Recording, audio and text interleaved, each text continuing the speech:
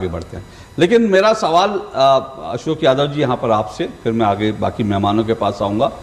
ये भाई इतना आप लोगों ने स्टैंड लिया कि भाई जब सरकार की ओर से स्पीकर के लिए आया कि भाई आप स्पीकर को सहयोग करें, 3-3 बार 4-4 बार राजनाथ सिंह जी ने जो है संपर्क किया, तब तो आप लोगों ने कहा नहीं लड़ाएंगे, आप विपक्ष लड़ाएंगे। जब लड़ाएंगे तो ठीक से लड़ाते, फिर आपने जो है आधा अधूरे मन से खड़ा किया और आधे अधूरे मन से और फिर पूरे मन से जो है उनका नाम जो है वो वोट डिवीजन नहीं मांगा।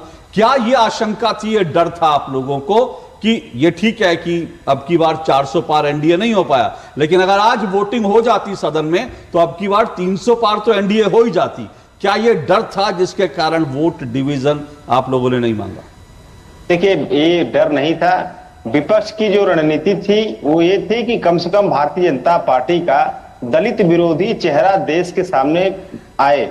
जिस तरह से के सुरेश को न तो प्रोटेम स्पीकर बनाया गया, न ही उनको डिप्टी स्पीकर बनाया गया, तो विपक्ष कम से कम ये दिखाना चाहता था कि इस देश में भारतीय जनता पार्टी दलित समाज की और संविधान की सबसे बड़ी दुश्मन है। दूसरी बात, जो ओम बिरला साहब ने श्रद्धांजलि दिया, बहुत अच्छा किया, श्रद्धांजलि व्यक्त किया। जो 1975 वाले जो आपातकाल के दौरान मारे गए लोगों या जो भी सताए गए लोगों के प्रति, उनको कम से कम एक श्रद्धांजलि अशोक जी और देना चाहिए था। 17वीं लोकसभा में जो 700 से ज्यादा हमारे किसान भाई शहीद हुए थे ये संविधान विरोधी और इस तानाशाही मोदी सरकार की गलत नीतियों से, उन किसानों के लिए भी कम से कम श्रद्धांजलि दे देते ओम बिरला साहब तो बड़ा अच्छा रहता।